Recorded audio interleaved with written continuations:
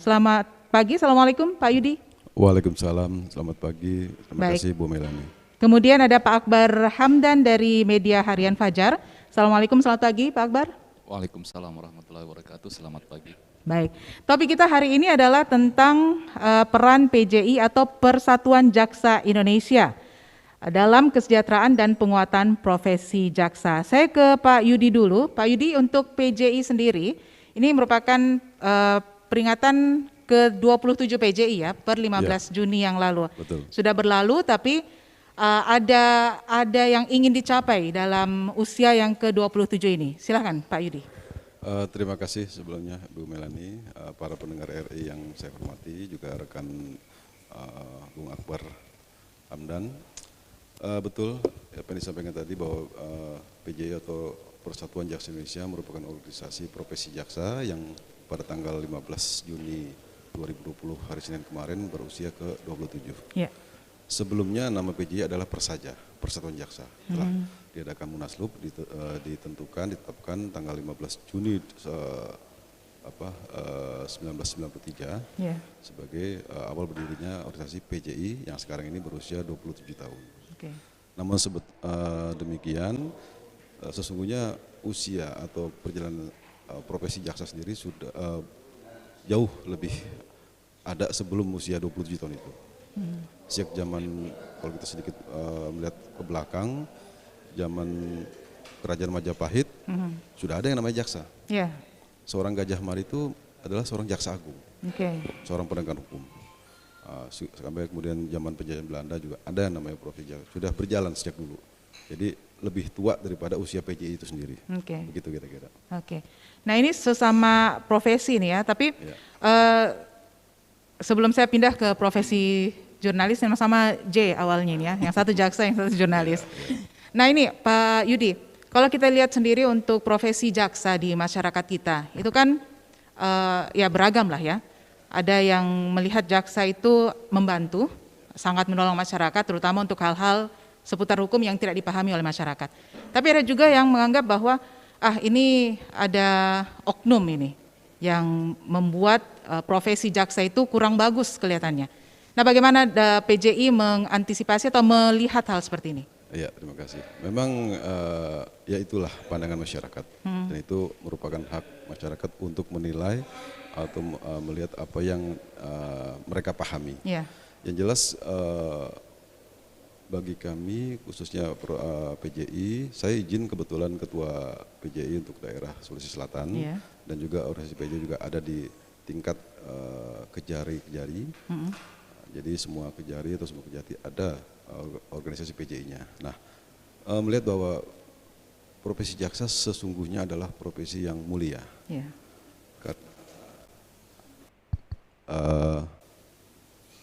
Kejaksaan sebagai institusi dengan jaksa sebagai ujung tombak terkait dengan tugas-tugas tupoksi kejaksaan, itu merupakan titik sentral penegakan hukum. Oke. Kalau kita melihat daripada alur proses penegakan hukum, mulai dari penyidikan, penuntutan sampai persidangan dan eksekusi, maka kita bisa lihat sebagai contoh misalnya penyidikan dan dilakukan oleh para penyidik itu bisa banyak penyidik. Ada penyidik dari kepolisian, ada penyidik dari PPNS, atau penyidik dari TNI sendiri. Tapi untuk yang namanya penuntutan, ketika tahapan sudah sampai tahap penuntutan, itu hanya ada satu, jaksa. Dan itu ada di negara-negara lain di dunia pun, jaksa hanya ada satu. Ya.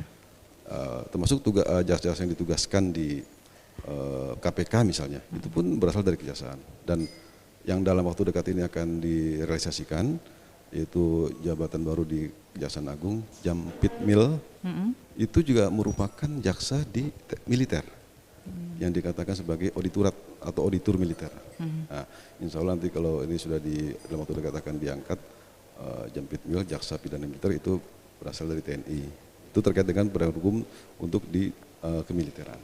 Oke. Nah, maka kembali lagi bahwa ketika penuntutannya satu dan itu merupakan tupoksi daripada jaksa yang tersebut di hukum acara pidana KUHAP maupun di Undang-Undang Kejaksaan 16 tahun 2004. Di samping tugas yang keduanya adalah melaksanakan eksekusi. Oke. Semua perkara pada akhirnya harus dieksekusi. Dan hanya jaksa lah yang melaksanakan eksekusi tersebut karena memang itu undang-undang yang memberikan kewenangan. Jadi begitu. Kalau dari pandangan kami, ketika dalam prakteknya banyak sekali fenomena yang terjadi dan membuat masyarakat punya penilaian berbeda-beda, itu saya kira hal yang wajar-wajar saja. Gitu, Bu. Oke. Kalau jurnalis sendiri nih berkaitan dengan Persatuan Jaksa Indonesia. Kalau jurnalis sendiri ini merupakan salah satu profesi juga yang dalam tanda petik sering mencari mencari kejelasan dari tugas pokok dan fungsi jaksa yang dilaksanakan, yang diharapkan bisa memberikan rasa keadilan itu ke masyarakat. Nah, apakah sering ada benturan mungkin atau gesekan? Saya nggak belum gesekan saja mungkin lebih tepat ya. Silakan Pak Akbar. Oke. Saya mungkin berbicara dulu soal bagaimana demokrasi bisa ditegakkan. Karena ada 4 pilar yang terlibat semua di situ adalah eksekutif, yudikatif, legislatif, dan terakhir itu pers. Jadi seharusnya memang pers di sini dengan 3 lembaga ini ada bersinergi. Jadi kita kalau di pers kan itu lebih menekankan kepada pengawasan atau fungsi kontrolnya terhadap kinerja masing-masing ini, termasuk di lembaga yudikatif saya kira. Kalau ditanya soal ketidakcocokan antara wartawan dengan jaksa, saya kira persoalan seperti itu ya seperti biasa saja karena pers ini kan mereka mencari yang ideal, mencari ideal karena mereka itu merupakan suara masyarakat. Namun pers itu memiliki tugas, kalau boleh saya katakan mungkin kewajiban untuk mendukung bagaimana caranya jaksa menuju kepada profesionalisme, menuju kepada integritas, karena ini kita kan negara hukum. Dan seperti tadi yang dijelaskan oleh Pak Spidum bahwa jaksa itu hampir, dan memang betul itu adalah sentral dari semua proses-proses hukum. Biasa kan kita dengar kalau di kalangan sesama jurnalis itu ada namanya cerita di balik berita. Di cerita-cerita inilah kita biasa banyak mengetahui bahwa tugas seorang jaksa itu ternyata sangatlah berat. Mereka terlibat mulai dari sejak awal proses penyelidikan ya. Kemudian setelah P21 mereka harus berhadapan langsung dengan tersangka, barang bukti mereka kembali ini diselidiki, pokoknya sudah cocokkah ini, kemudian masuk ke persidangan, kemudian eksekusi, dan masih lagi mengantar sampai ke lapas. Jadi kita sering sekali mendengar cerita bagaimana resiko seorang jaksa itu ketika menghadapi sebuah kasus. Kalau yang namanya teror-teror mungkin sudah biasa Pak ya, sampai yang teror-teror pembunuhan lah, seperti itu yang biasa kita dengar. Di sinilah mungkin ada kesamaan dengan jurnalis. Kita juga sering menerima teror. Anda tahu sendiri kan bagaimana sudah berapa banyak wartawan yang mati karena berita, dan tidak sedikit juga jaksa yang mati karena bagaimana mereka menegakkan integritas hukum. Jadi hampir sama lah kalau kita punya pekerjaan yang kalau dilihat dari sisi risiko. Saya kira itu. Ini sambil jalan kita terima komentar atau masukan juga dari pendengar kita. 3621853, satu penelpon berikut ini. Halo, selamat pagi. Selamat pagi, Pak. Ya, dengan Pak Wibi di Makassar. Silakan Pak Wibi. Begini Pak Jaksa. Saat sekarang ini profesi jaksa sudah disoroti oleh masyarakat. Itu mengenai jaksa yang menuntut 1 tahun penjara kepada orang yang mulia novel Baswedan. Kan nggak masuk di akal, cuma membuat seseorang seumur hidup, apalagi alasannya tidak disengaja. Kan bagaimana itu pemikiran jaksa itu kalau sambil menuntut jadikan begitu, membuat orang lain catat, membawa air keras, dianggap tidak disengaja. Komentar Bapak mengenai kasus ini bagaimana Pak? Terima kasih. Baik Pak Wibi, terima kasih banyak. Yang berikutnya silakan 3621853. Masih ada yang ingin bergabung? Kalau belum ada kita langsung ke Pak Yudi nih. Pak Yudi gimana tanggapannya tentang penuntutan dari kasus yang sangat booming ini ya, sudah sekitar beberapa tahun terakhir ini. Terima kasih Bu Amelia. Terima kasih Pak Wibi untuk interaktifnya. Jadi saya kira memang itu pertanyaan yang kita anggap sebagai hal yang wajar dengan melihat kondisi sekarang ini. Gitu. Saya juga tidak bisa berkomentar terlalu jauh karena ini bicara adalah kasuistis. Ketika bicara kasus perkara, maka harus dituntut untuk memahami berkas perkara yang ada. Dan berkas perkara yang ada itu jaksa penuntut umum lah yang paling memahami. Karena jaksa JPU yang berkewajiban membuktikan dakwaan yang mereka buat. Dan sampai hari ini tahapan persidangan itu belum sampai pada putusan hakim. Sehingga memang ini masih berproses terus dan kami memahami apa yang menjadi suara-suara masyarakat seperti Pak Wibi barusan itu ada satu bentuk mungkin ketidakpuasan lah dengan proses yang sedang berjalan sekarang ini gitu loh.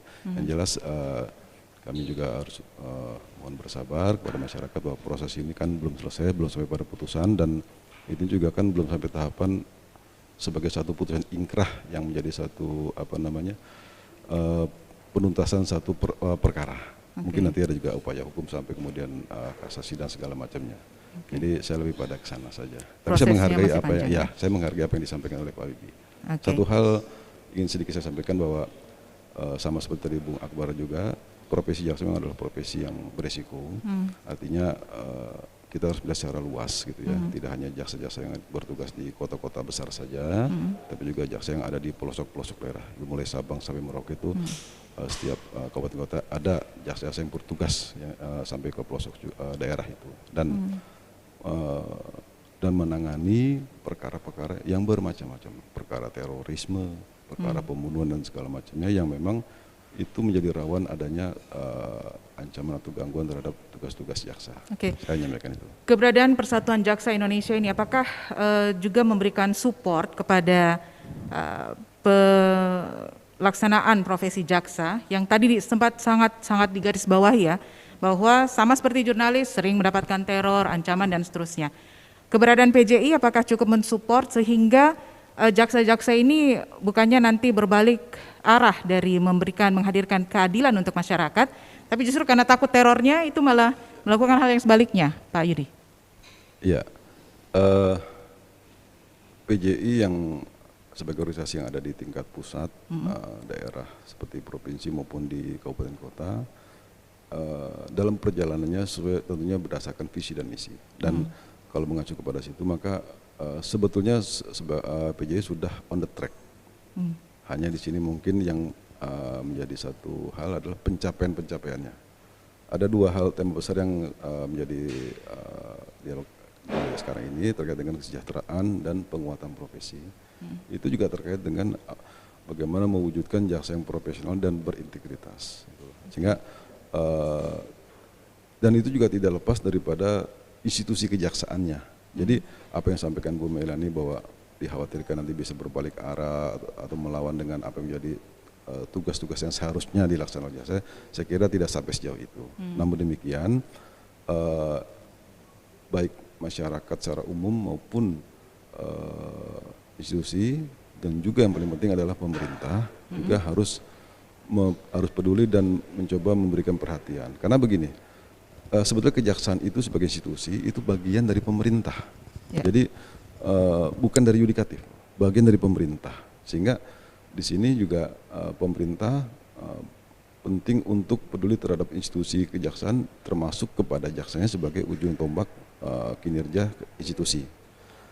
Bagaimana anggarannya, bagaimana dengan kesejahteraan para jaksanya. Gitu. Kami sebagai profesi mendapatkan tunjangan, gitu, mendapatkan gaji, gitu. Namun demikian, ketika bicara kesejahteraan tentunya ada hal yang memang perlu kita harus fikskan kembali lah supaya sesuai antara tugas dengan resiko-resikonya. Nah, gitu. Itu dia. Bicara tentang resiko, semua profesi punya resiko ya, termasuk jadi jurnalis juga ini, Pak Akbar. Seberapa besarkah pengaruh dari kesejahteraan berkaitan dengan resiko yang dialami dalam menjalankan sebuah profesi itu, terutama untuk jurnalis sendiri itu gimana Pak? Ini sama-sama profesi nih ceritanya. Ya, oke. Kalau berbicara soal kesejahteraan itu kan sebenarnya terpulang kembali kepada orangnya sendiri. Ketika yang dia terima itu sudah cukup untuk, ya maksudnya kalau dalam Islam kan ada namanya karena dia merasa cukup dengan apa yang dia peroleh. Tapi menurut saya untuk tugas-tugas yang sangat berat dan bahkan bisa mengancam nyawa, agak sulit diterima akal sehat kalau seumpamanya kesejahteraan kecil baru tugas-tugasnya agak berat kayak seperti itu. Ya. Jadi itulah mungkin fungsi dari PJI untuk jaksa, bagaimana menyelaraskanlah antara kebutuhan jaksa dengan kesejahteraan yang dimiliki. Kalau saya tidak salah sih, kalau dalam pandangan kita orang luar yang tidak mengerti mungkin tugas-tugas kejaksaan, gaji jaksa itu sangat besar lah kalau kita lihat kan. Sangat sejahtera ya. Sangat sejahtera. Tapi kalau kita menengok lebih dalam lagi tentang bagaimana mereka bertugas, ya kalau saya bilang untuk negara lah, tugas negara itu, mungkin kita bilang saya tidak mau jadi jaksa sebenarnya kalau ya karena ini kan tugasnya sangat seperti yang saya bilang tadi, berisiko tinggi. Tapi harapan kita ketika kesejahteraan itu tinggi, tentunya profesionalisme itu kan dia harus juga ikut naik. Kemudian integritas mereka, keberpihakan mereka kepada masyarakat. Kalau tidak, yang saya bilang lah, keberpihakan mereka terhadap keadilan lah untuk proses hukumnya. Kalau ngomong-ngomong soal pandangan masyarakat sih, saya kira kejaksaan sekarang itu sudah jauh lebih bagus lah, karena kalau kita lihat survei kemarin itu indeks kepuasan masyarakat itu sudah di atas 70%, itu hampir sama dengan KPK. Kita lihat bagaimana sekarang kepala desa yang menerima ADD, di situ kan jaksa hadir untuk mendampingi mereka agar supaya tidak salah dalam mengambil kebijakan. Terus kemudian jaksa juga hadir kepada aparat pemerintah ketika mereka memproses proyek-proyek supaya tidak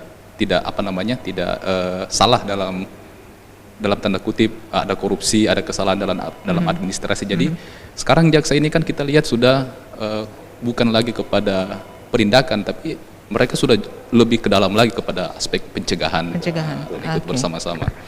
Saya nggak bisa mencegah pendengar kita ini untuk bergabung. Silakan 3621853. Halo, selamat siang. Selamat siang Pak, sama sekali lagi ya. Aduh, kembali lagi nih Pak Wibi ya. Gimana? Gimana? Begini Pak Jaksa, saya sering melihat di televisi itu jaksa dan pembela itu berdebat sendiri Pak. Sepertinya mereka mau berantem. Nah, pertanyaan saya, apabila sidang usai, apakah di luar sidang mereka tetap baik-baik saja atau mungkin berantemnya dilanjutkan? Terima kasih. Kalau di sidang-sidang yang disiarkan atau ditayangkan secara langsung ini Pak Jaksa, biasanya ada perdebatan ya antara hakim sama jaksa sama pengacara atau jaksa dengan hakimnya, itu gimana Pak? Apa sampai di luar sidang juga masih seperti itu? Terima kasih Pak Bibi, terima kasih untuk ini bentuk atensi juga. Jadi memang baik jaksa, pengacara maupun hakim itu semua profesi. Hakim pun ada organisasi profesinya, pengacara juga profesi, ada organisasi profesinya. Dan salah satu kantornya adalah di ruang sidang. Jadi ketika di persidangan masing-masing profesi melaksanakan tugasnya. Dan kalau kemudian dalam fragmentasinya ada semacam perdebatan atau bahkan tarik urat leher, kami menganggap itu suatu hal yang lumrah, hal yang biasa gitu. Karena masing-masing berangkat dari profesinya. Seorang pengacara tentunya punya tugas untuk membela kliennya. Seorang jaksa punya tugas untuk menuntut terdakwa yang merupakan tupoksi daripada jaksa sendiri, dan hakim juga punya tugas terkaitan dengan tupoksinya untuk memutuskan. Dan itu dibuka. Juga dalam konteks persidangan, maka yang punya kuasa adalah majelis hakim. Sehingga majelis hakim yang akan menentukan apakah satu perdebatan itu masih dalam koridor atau sudah keluar dari koridor. Nah, kalau sudah keluar dari koridor, maka ada yang namanya istilah contempt of court. Kode etik menjadi tata cara satu persidangan. Ketika sudah melebihi itu, maka hakim yang akan melakukan itu. Gitu. Jadi apa yang ada di persidangan itu semua patuh kepada majelis hakim selaku pengendali persidangan. Dan saya kira ketika kita berangkat dari sudut profesionalis dan integritas, insya Allah itu masing-masing punya pemahaman yang profesional, tidak sampai terbawa di luar persidangan. Gitu. Kalau jurnalis punya cerita di balik berita, saya yakin jaksa punya cerita di balik profesi ini ya. Pak Akbar itu berkali-kali menyebutkan bahwa tidak sebanding antara resiko pekerjaan, resiko profesi dengan kesejahteraan yang diterima. Tapi saya pengen tahu sebetulnya sebesar apa resiko dari profesi seorang jaksa. Sebentar, Pak Yudi bisa menyampaikannya kepada pendengar kita. Kita jeda dulu sejenak.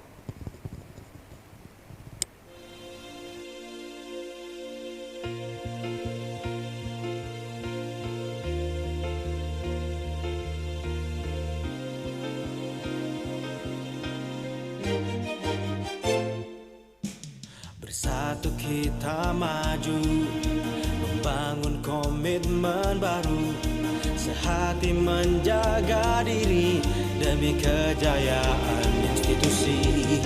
Jaksa menyapa sahabat masyarakat, membuka diri, wujudkan sinergi.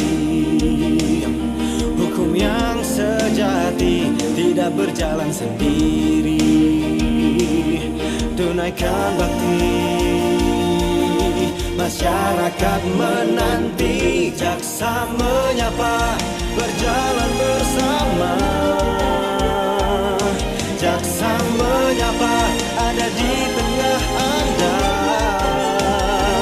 Tinggalkan masa lalu, sambutlah era baru. Jaksa menyapa, sahabat kita semua.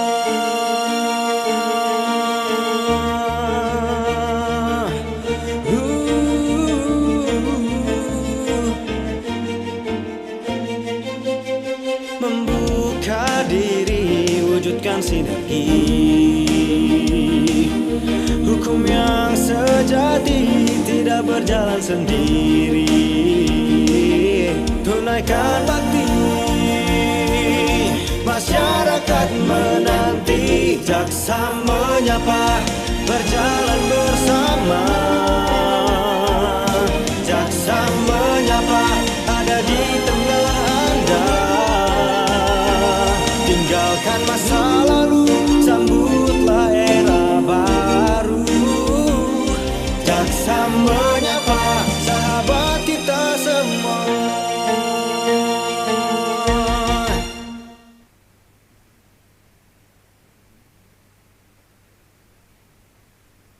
Masih dalam Jaksa Menyapa di edisi hari ini, hari Kamis 18 Juni 2020, dan kita masih bersama dalam topik Persatuan Jaksa Indonesia ya, dalam kesejahteraan dan penguatan profesi jaksa. Tadi saya sempat sebelum break, saya sempat tanya tentang cerita di balik profesi.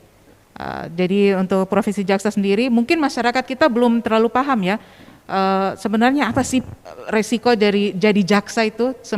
Selama ini yang kita lihat kan, wah jadi jaksa enak, banyak kasus apa segala macam, kemudian semua yang negatif lah yang ada di benak masyarakat saat ini.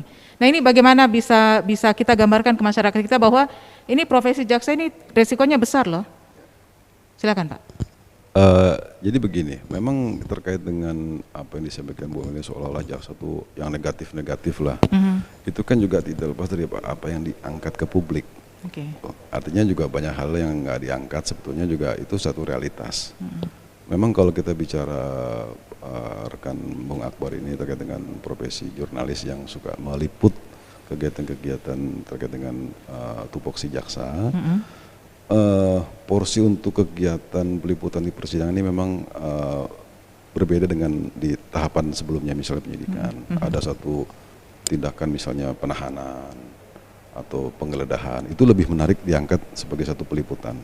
Tapi kalau untuk di persidangan itu tidak menjadi hal yang apa namanya prioritas ya, kecuali perkara tertentu yang memang sudah menjadi perhatian publik sejak jauh-jauh hari, seperti contoh kalau di Jakarta itu penanganan kasus Jiwasraya misalnya. Karena memang tahapan persidangan ini kan memang begitu panjang. Dan itu juga mungkin buat masyarakat itu tidak menarik lah, tunggu aja nanti kalau setelah paling ke beberapa agenda saja, misalnya pembacaan dakwaan, kemudian pemeriksaan saksi yang tidak semuanya, atau ketika tuntutannya gitu, dan terakhir mungkin pada saat putusan oleh majelis hakim. Itu mungkin itu aja sebagian yang diangkat peliputan oleh media. Nah, tapi di sisi lain juga memang apa namanya, kita juga harus apa adanya gitu.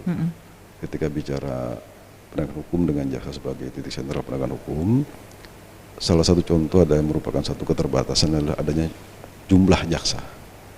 Jumlah jaksa yang boleh dibilang itu tidak seimbang dengan beban kerja. Beban kerja ketika bicara jaksa adalah jumlah perkara yang ditangani. Jadi ada survei di internal kami pernah coba satu jaksa itu bisa berapa perkara sih gitu. Itu bahkan bisa ada satu jaksa bisa menangani 20 perkara. 20 perkara. Ya, satu perkara saja kita kalau bicara profesional ya harus fokus gitu kan. Dan itu tidak hanya sekedar membaca karena berkas itu tebal-tebal itu. Jadi kalau membaca satu per halaman mungkin bisa masuk angin kita karena tiap lembaran itu kan ada anginnya ya. Gitu. Artinya itu satu perkara ya. Bisa sampai gitu. Nah, dan juga soal pemerataan penempatan jaksa-jaksa. Itu memang bukan hal yang menjadi persoalan masyarakat gitu. Ini satu proses di internal kami yang kita sedang on the track untuk melakukan adanya satu arah yang lebih baik lagi, baik jumlah jaksa secara kuantitas juga maupun penempatan jasa-jasa yang lebih lebih tepat lah antara keseimbangan antara beban kerja dengan terbatasnya jumlah jaksa itu karena apa nih Pak? Sedikit peminat yang anak-anak Indonesia yang menjadi jaksa atau gimana? Atau proses rekrutmennya yang agak sedikit jadi begini, untuk menjadi seorang jaksa itu kan seseorang harus menjadi pegawai atau ASN dulu di kejaksaan, baru kemudian ada seleksi tahapan untuk kemudian mengikuti pendidikan pembentukan profesi jaksa. Dan itu sebetulnya lebih pada keterbatasan juga anggaran yang ada terkait dengan mulai pada rekrutmen pegawai, penganggaran terkait dengan biaya pendidikan dan lain sebagainya. Ini bukan bicara keluhan, ini bicara satu sedikit hal yang memang satu kenyataan, tetapi buat kami itu sebenarnya bukan masalah. Tapi memang ketika kemudian ada satu beban yang tidak seimbang antara jumlah jaksa dengan jumlah perkara yang ditangani, itu satu realitas. Makanya di sini kan juga perhatian yang penuh dari pemerintah pusat dalam hal tidak hanya political will dan political action saja, tapi juga politik anggaran. Mungkin nanti bisa dilihat ketika kita bicara satu kesatuan APH, mulai dari penyidik, penuntut, hakim maupun pemasyarakatan, itu bisa nanti dilihat masing-masing itu bahwa anggaran kejaksaan termasuk yang agak minim. Gitu loh. Dan itu kan sedikit banyak tentunya akan mempengaruhi profesionalitasnya juga. Gitu loh. Namun demikian itu bukan menjadi hal yang membuat kita menjadi mundur, itu menjadi tantangan.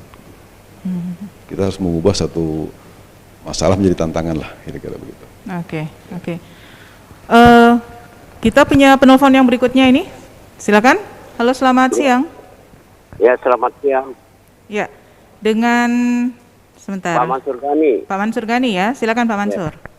Ya, jadi luar biasa ini Pak Jaksa ini turun ke desa, artinya memberi kesempatan lebih cerdas masyarakat khususnya. Yang kedua memberi warning bagi petugas atau pelayan yang ada di masyarakat, sehingga aparatur pemerintahan dengan masyarakat betul-betul bersinergi, tidak ada tendensi satu dengan yang lain seperti itu, khususnya oknum-oknum ASN dan masyarakat. Kasihan itu kan sedikit banyak ketakutan, padahal mestinya perlu ada semacam sosialisasi, perkenalan. Jangan cuma melihat jaksa turun, orang kaget apa lagi masalahnya. Polisi turun, kaget lagi. Tentara turun, kaget lagi. Korupsi turun, kaget lagi. Nah, ini perlu. Karena kenapa? Program-program seperti ini sangat diharapkan dan sangat mendukung bagi perkembangan cara berpikir itu masyarakat. Yang kedua, masyarakat biasa itu bekerja, ya, tanda kutip katakanlah terjadi olargi, LRG, kekerasan, karena ada oknum di belakangnya, seperti itu. Misalnya ada pencurian binatang, hewan, dan seterusnya, karena ada oknum yang di belakangnya. Dengan adanya turunnya Pak Jaksa ini, tentu orang lebih lega, lebih sehatlah memberi respon kepada masyarakat, dan masyarakat juga tidak takut seperti itu apa yang dipikirannya selama ini. Seperti itu. Baik itu saja Pak Mansur. Iya, jadi harapan saya ini program ini luar biasa. Cuma ada cumanya, perlu ada semacam perlindungan kepada masyarakat. Jangan sampai selesai menyapa begini kok tiba-tiba ada lagi muncul sekelompok mengatasnamakan, ya biasalah namanya penguasa daerah, penguasa tempat, desa dan oknum yang tidak bertanggung jawab kepada masyarakat itu sendiri. Mohon kiranya dengan program ini saya sangat mendukung dan merespon dan memberi dukungan sekaligus meminta perlindungan kepada Pak Jaksa. Kiranya masyarakat jangan takut seperti itu. Baik Pak Mansur. Terima kasih Pak Mansur. Iya, selamat siang. Selamat siang Pak Mansur. Terima kasih sama-sama. Nah ini Pak Yudi gimana nih? Pak Jaksa, kita tanggapi dulu untuk Pak Mansur. Katanya masyarakat ini karena kayaknya faktor ketidaktahuan ya dari masyarakat kita ya. Seperti yang digambarkan tadi, jaksa turun kaget, TNI turun atau kepolisian turun jadi kaget juga. Jadi gimana caranya agar lebih tersosialisasi lagi ke masyarakat ini? Ya, sebelumnya terima kasih untuk Pak Mansur Gani untuk atensinya. Saya senang dengan perspektif beliau. Artinya memang itu juga bagian daripada kenyataan di lapangan yang kita sedang kerjakan. Jadi terkait dengan dana desa maupun anggaran APBD atau BPN, Kejaksaan punya peran dalam hal ini menugaskan jasa-jasanya di bidang datun untuk melakukan pendampingan dan pengawalan. Sebagai contoh ketika bicara kondisi pandemi COVID-19 ini, maka ada namanya refocusing anggaran, perubahan anggaran.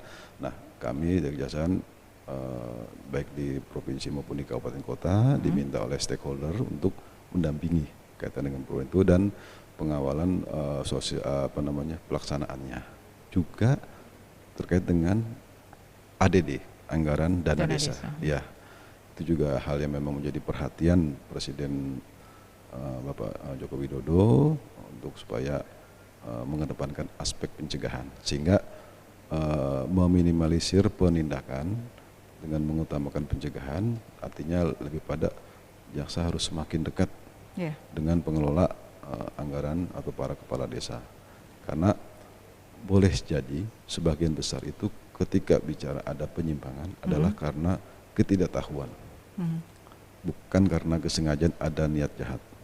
Tapi kalau kemudian ada juga kepala desa yang ada melakukan penyimpangan dan kawin lagi misalnya, ya itu memang sudah ada niat kan gitu ya, dan itu memang yang harus ditindak.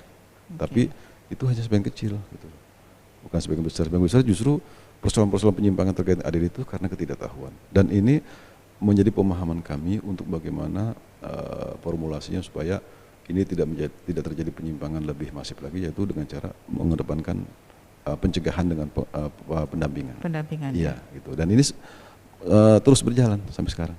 Karena bagi pemerintah pusat, desa ini kan juga salah satu ujung tombak pembangunan. Itu yang kami pahami sebagai satu bagaimana kami mengawal pembangunan. Pak Akbar, ini kan ceritanya kalau digambarkan tadi oleh Pak Mansur ya, masyarakat kita sepertinya banyak yang kurang paham. Satu, kurang paham, terus mungkin yang kedua karena terlalu banyak informasi yang didapatkan dan kebetulan informasinya bukan informasi yang benar, makanya jadinya pemikirannya kemana-mana. Yang paling utama kalau ngomong tentang jaksa ya, pasti langsung labeling itu, sudah stigma di masyarakat kita bahwa jaksa itu A, B, C sampai Z gitu. Kita selaku media nih ya, maunya menghadirkan informasi yang balance, tapi selalu kalah dengan media sosial yang sumbernya tidak jelas. Ini bagaimana caranya nih agar kita selaku jurnalis, selaku media bisa bersinergi seperti yang disampaikan tadi dengan pihak kejaksaan agar informasi yang sampai ke masyarakat itu bisa berimbang, tidak yang negatif melulu ini tentang jaksa. Oke, jadi memang sejak adanya teknologi informasi ini semakin berkembang, di satu sisi dia memang positif karena informasi itu sangat terbuka luas kepada masyarakat. Orang-orang sekarang dalam tanda kutip sudah bisa jadi jurnalis untuk dirinya sendiri dan melaporkan. Tapi sebenarnya kan menjadi jurnalis itu tidak mudah karena ada pengetahuan dan ilmu tersendiri bagaimana menyampaikan, bukan hanya sekedar menyampaikan bahwa informasi yang sampai ke masyarakat itu benar, tapi di situ harus ada sisi edukasi kepada masyarakat, informasinya yang yang mendidik lah masyarakat. Saya kira ini memang tantangan berat bukan hanya bagi kejaksaan saja, tapi bagi hampir semua profesi ya. Saya kira bagaimana informasi itu sampai kepada masyarakat, dan ya celakanya sekarang masyarakat kita lebih senang dengan informasi-informasi yang saya bilang tadi tidak mendidik. Justru itu yang mereka suka. Kayaknya itu jadi tabiat dari masyarakat kita ya. Apa ada istilahnya tuh? Bad news is a good news ya, menurut masyarakat kita, atau menurut media juga seperti itu? Sampai sekarang saya kira memang masyarakat masih senang ya dengan berita-berita seperti itu. Tapi jujur kalau di jurnalis itu sekarang paradigmanya itu sudah mulai bergeser. The good news is the best news. Artinya bagaimanapun kan pers itu tidak bisa lepas dari industri. Mereka juga mencari mencari rating. Kalau semuanya radio, kita mencari pembaca yang tinggi.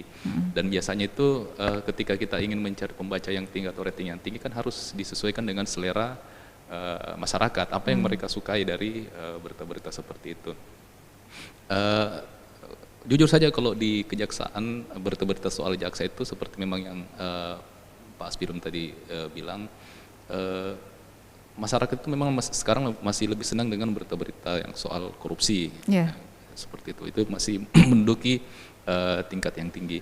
Tapi memang betul bahwa tidak semua proses dalam satu kasus itu bisa dimuat seutuhnya oleh media. Ya paling kita hanya ketika kasus itu muncul, kemudian prosesnya bagaimana antara kepolisian dengan kejaksaan, apa sudah P21 itu memang masih dipantau, kemudian sidang perdana, kemudian kita melihat seperti apa tuntutan jaksa, pembelaan dari terdakwa, dan setelah itu nanti proses sidang penjelasan saksi-saksi itu biasanya agak dianut oleh media, mulai ditinggalkan di situ. Nanti mereka baru masuk lagi ketika vonis dari hakim, dan kita lihat seperti apa nanti sikap jaksa, apakah akan menerima vonis itu atau banding. Jadi memang saya bisa jujur bilang tidak semua hal tentang proses hukum ini bisa diliput secara utuh oleh media. Jadi mungkin juga di situ kalau masyarakatlah yang harus memang proaktif, karena saya kira kejaksaan ini sangat terbuka. Saya ngobrol dengan teman bagaimana peran PJI terhadap jaksa. Ternyata dari PJI itu sendiri menyediakanlah semacam konsultasi gratis kepada masyarakat. Jadi ada jaksa-jaksa yang mengabdikan dirinya ketika ada masyarakat yang ingin mengetahui atau terlibat dalam sebuah kasus dan mereka konsultasi, mereka sangat terbuka sekali itu. Mungkin ini yang harus kita mungkin pers juga bisa bantu publish nanti kepada masyarakat bahwa sekarang ini channel untuk mengetahui persoalan hukum itu sangat banyak sekali, dan kejaksaan ya seperti tadi yang dikatakan oleh Pak Mansur agak ketakutan, itu sudah seharusnya tidak lah, karena semua penegak hukum kita ini kan baik kepolisian, kejaksaan dan sampai hakim itu selalu mengedepankan manusiawinya. Masyarakat itu adalah yang mereka bela. Jadi ketika masyarakat datang kepada kejaksaan, ya seharusnya kejaksaan memang atau lembaga penegak hukum yang lain itu menerima dengan senyum, dengan ramah. Dan saya kira kita sudah sampai menuju ke sana lah. Seperti tadi Pak Jaksa bilang bahwa jaksa itu sudah mendampingi para kepala desa. Mereka hadir di sana. Ya. Ada hubungan emosional yang terjalin antara jaksa dengan masyarakat. Ada interaksi langsung ya. Oke, saya interaksi langsung juga dengan pendengar kita ini sudah ada. Halo, selamat siang. Selamat pagi. Oke, dengan Bapak siapa, Pak, di mana? Angga di Flores. Pak Angga di Flores. Ini jauh sekali dari Sulawesi Selatan, tapi enggak mengapa, ini silakan Pak Angga. Ya. Topiknya saya kurang jelas tadi karena radio saya agak onar tuh. Gimana, Pak Angga? Topiknya kurang jelas karena radio saya agak onar, jadi tolong disampaikan. tentang kejaksaan. Oke, baik, disimak dulu siaran kami. Terima kasih Pak Angga di Flores. Oke. Boros ya. Jauh sekali sebenarnya dari Sulawesi Selatan. Luar Tapi biasa. menarik ini yang disampaikan Pak Akbar tadi nih Pak Yudi. Sambil menunggu penelpon kita yang berikutnya di 3621853 kode area 0411. Anda juga bisa menyaksikan siaran ini langsung di Facebook Pro 1 RRI Makassar, juga melalui akun YouTube RRI Makassar ya. Lanjut lagi nih Pak Yudi, tadi sempat disebutkan oleh Pak Akbar bahwa publikasi terhadap kegiatan-kegiatan jaksa itu hanya pada momen-momen tertentu. Nah, sementara itu kalau berbicara tentang kegiatan publikasi kegiatan jaksa di Sulawesi Selatan, di RRI Makassar sendiri Jaksa Menyapa itu sudah memasuki tahun ke-4 ya kalau saya nggak salah, sejak zamannya Pak Jan S. Maringka selaku Kajati. Nah, ini kalau dilihat ini Pak Yudi, masyarakat kita selama kurang lebih 4 tahun ini ya, interaksi dengan masyarakat kita melalui Jaksa Menyapa, sangat sering kita, sampai detik ini sangat sering kita mendengarkan tetap stigma yang yang kurang bagus lah. Jadi bagaimana sebaiknya nih kalau dari pandangan Pak Yudi sendiri selaku seseorang yang berprofesi sebagai jaksa, agar kita bisa membuat masyarakat itu lebih positif lagi pikirannya terhadap profesi jaksa ini, Pak? Ya, sebetulnya di institusi kami, baik di Kejati atau Kejaksaan Agung di pusat itu ada fungsi-fungsi publikasi juga.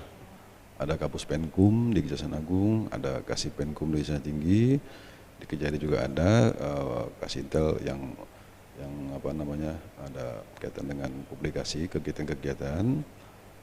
Dan memang kalau bicara kinerja jaksa kan tidak melulu menyangkut penanganan perkara. Yeah. Ada juga kegiatan seperti sekarang ini Jaksa Menyapa. Betul. Ini kan bagian daripada publikasi juga ada kegiatan penyuluhan hukum, biasanya di sekolah-sekolah atau di ada jaksa masuk sekolah ya, ada salah satu program di kabupaten. Ya, itu kan Sulawesi terkait dengan Selatan. tugas-tugas mensosialisasikan peraturan-peraturan maupun kaitan dengan penegakan hukum. Intinya adalah sebaiknya pahami apa yang namanya masalah atau apa yang namanya kejahatan, apa yang namanya persoalan. Jangan sampai ada orang melakukan itu tapi tidak menyadari kalau mereka sudah melakukan satu kesalahan. Dan ini kan kegiatan yang sifatnya terus menerus gitu loh. Yeah. Dan saya kira juga saya mengapresiasi apa yang disampaikan Bung Akbar terkait dengan survei yang dilakukan bahwa ada satu peningkatan atau pencapaian kaitan dengan apresiasi masyarakat terhadap institusi kejaksaan. Karena bagaimanapun juga yang namanya penilaian masyarakat itu kan selalu dinamis gitu. Okay. Dan saya kira itu wajar-wajar saja kalau ada satu pilihan tertentu yang kemudian merasa ada satu sedikit underestimate terkait dengan satu penanganan kasus, tapi kan tidak menjadikan secara general terhadap penilaian terhadap institusi. Itu mungkin kasus ya, tapi kan tidak berarti yang lainnya juga seperti itu. Oke. Kita berusaha untuk menghadirkan informasi seputar profesi jaksa ini dalam Jaksa Menyapa dengan memanfaatkan media sosial juga. Ini salah satunya dari YouTube, ada komentar dari Pak Imran Rusli ya. Ini menyangkut maraknya isu soal corona yang katanya tidak terjangkit virus tapi langsung distatuskan positif COVID. Bagaimana tindakan Kejati terkait isu ini. Nah, ini salah satu bukti ini bahwa masyarakat kita masih banyak yang belum paham tugas pokok dan fungsi dari beberapa profesi ya. Sebentar kita akan kembali dengan komentar dari Bung Akbar ini. Mungkin karena kita orang media kurang sosialisasi juga, kurang publikasi juga seputar tupoksi dari beberapa profesi yang ada di Indonesia. Tapi setelah yang satu ini. Pesan pemerintah dalam menyambut kehidupan normal yang baru disampaikan oleh Menteri Perencanaan dan Pembangunan Nasional, Kepala Bappenas, Suharso Mono Arfa. Tradisi atau kebiasaan baru ini adalah sebuah keniscayaan ketika kita akan beradaptasi dengan kehidupan yang bersama-sama COVID-19 untuk mencegah agar penularannya tidak semakin meluas. Kita berharap agar Indonesia bisa lebih cepat mengatasi pandemi ini, dan karena itu setiap orang dari kita, setiap anak bangsa, siapapun dia, diminta untuk bersama-sama berpartisipasi, mengambil peranannya sekecil apapun, dan yang terkecil itu adalah menggunakan masker, tidak bosan-bosannya mencuci tangan, dan jangan lupa untuk menjaga jarak dengan orang di sekitarnya. Itu penting. Dan protokol kesehatan yang saya sampaikan seperti ini di setiap tempat-tempat kerumunan atau tempat-tempat ibadah seperti masjid, gereja, wihara, itu pasti mempunyai ketentuan-ketentuannya tersendiri. Di setiap mall, pasar rakyat, kemudian nanti juga di tempat kerja, itu ada kekhasannya sendiri. Dan masing-masing dari mereka, pihak manajemen pasti akan memiliki standar bagaimana protokol kesehatan itu diberlakukan di masing-masing.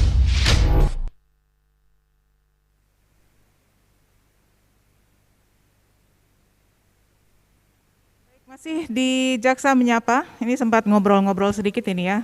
Saya langsung ke Pak Akbar deh. Pak Akbar gimana tadi? Ini apakah kita memang yang kurang publikasi ini, kurang menyampaikan ke masyarakat, atau masyarakat memang yang tidak terlalu tertarik dengan hal-hal seperti itu, Pak? Bahwa profesi ini ada juga loh yang dilakukan dan memang bermanfaat untuk masyarakat. Ya, saya kira memang kemajuan teknologi ini, termasuk teknologi informasi, sudah merubah sosiologi saya lihat di masyarakat. Biasanya kan ketika ada satu atau dua berita tentang jaksa yang dalam tanda petik kurang sesuai dengan ekspektasi publik, mereka akan langsung segera semacam menggeneralisir bahwa hampir semua jaksa seperti itu. Ya, padahal kan sebenarnya kalau kita mau jujur, kita mau adil, ini kan kalau dalam logika namanya falasi, menggeneralisir sesuatu itu sebuah kesesatan berpikir. Tapi kalau kita di media, saya kira sangat banyak jaksa yang kita bisa lihat integritasnya, bagaimana mereka kerja keras ketika mendalami sebuah kasus. Dan jangan lupa bahwa tokoh panutan jaksa itu salah satunya berasal dari Sulawesi Selatan, Pak Bahardin Lopa. Mungkin ya, kalau saya secara pribadi menganalisa, kejaksaan mungkin perlu memunculkan tokoh-tokoh seperti beliau ini untuk mencegah pandangan masyarakat yang sebagian ya, karena saya kira bukan hanya di kejaksaan saja, di hampir semua profesi-profesi itu ada saja ya oknum yang dalam tanda petik tadi tidak sesuai dengan ekspektasi masyarakat. Cuma janganlah digeneralisir bahwa semua seperti itu.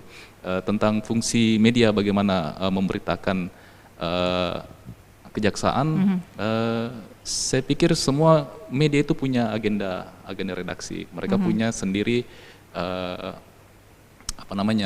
bahwa yang inilah yang kita angkat. Itu sebenarnya tadi yang mengedukasi, yang betul-betul informasi yang sangat dibutuhkan oleh masyarakat. Dan sekarang kan ada Dewan Pers yang sudah menyaring bahwa hanya media-media tertentu saja yang betul-betul bisa dijadikan rujukan oleh masyarakat, dan itu daftarnya terbuka.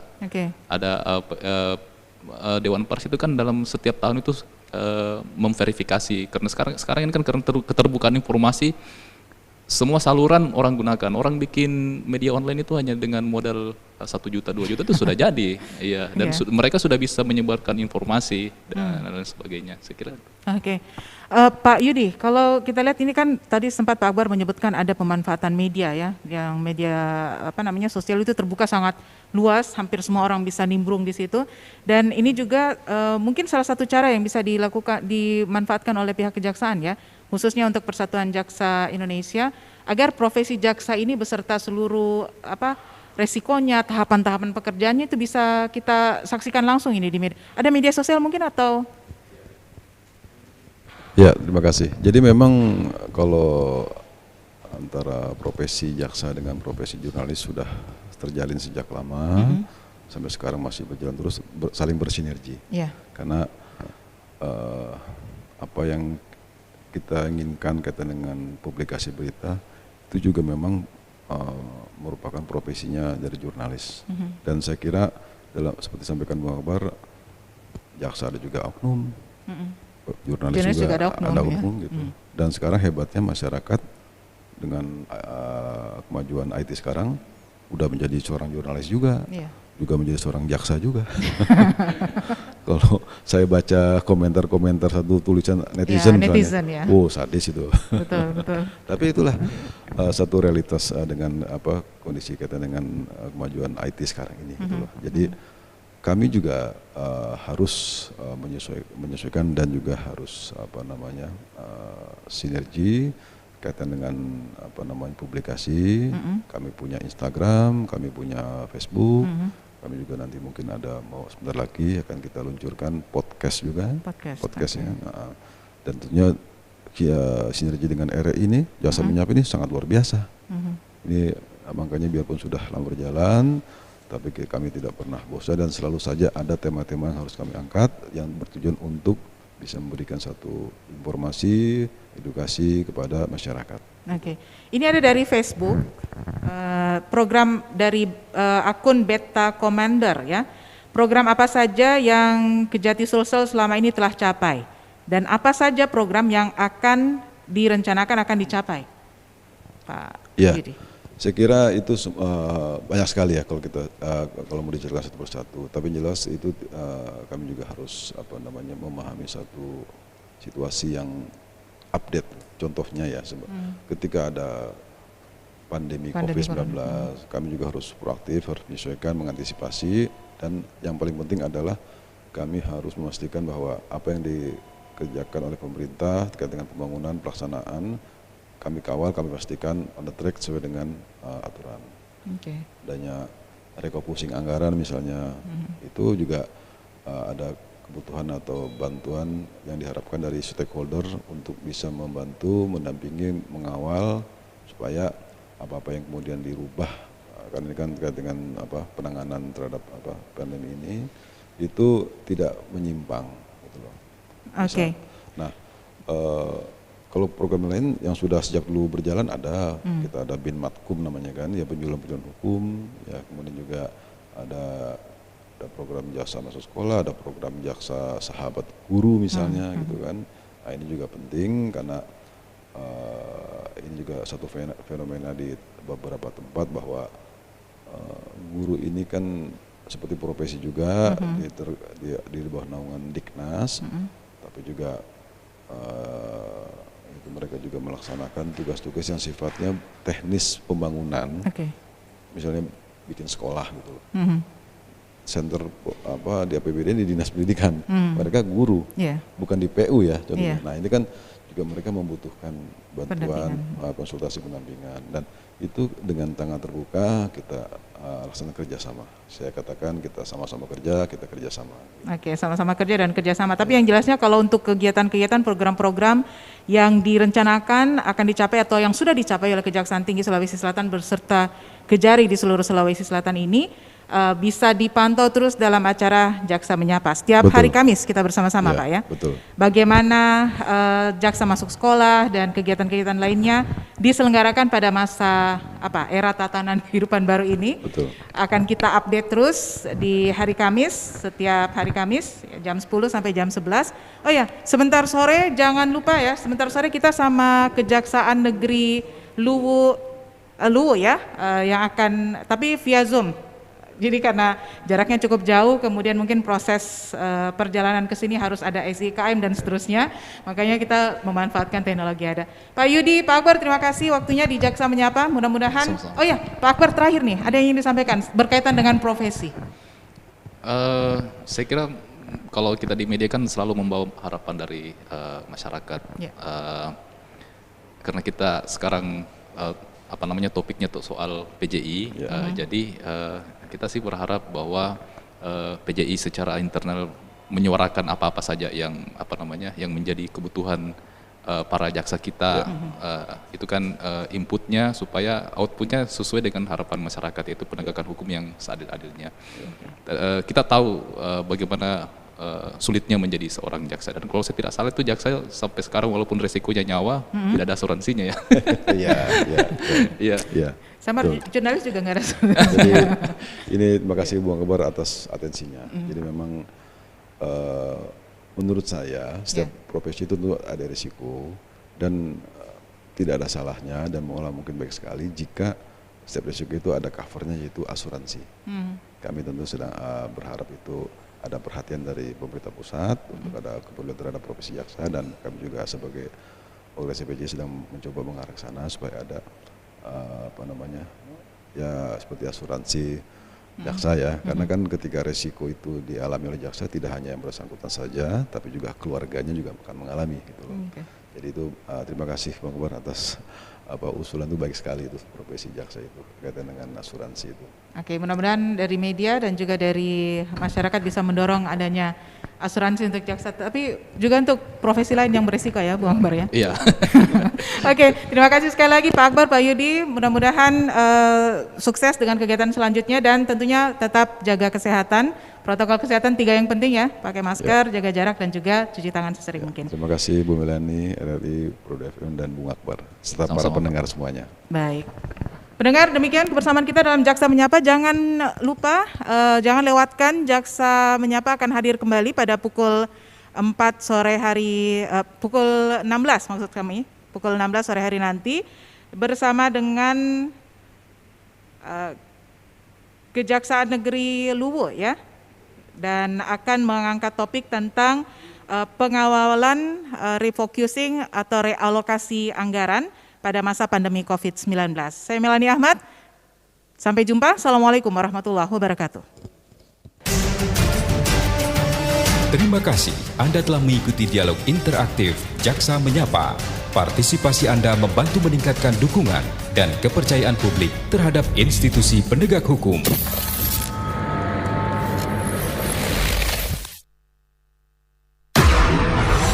Lima arahan Presiden soal penerapan adaptasi kebiasaan baru, yakni pentingnya prakondisi yang ketat, yakni protokol kesehatan yang harus diikuti masyarakat.